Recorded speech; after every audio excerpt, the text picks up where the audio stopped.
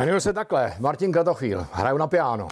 A srdečně vás zvu na koncert, který se bude konat 14. října, tedy oktobra, v Báňské Štiavnici v pivovaru Erb. Spolu se mnou tam ještě bude hrát americký kytarista Tony Ackerman a iránský perkašnista Imran Musazangi. Takže se na vás těším. Naschledanou.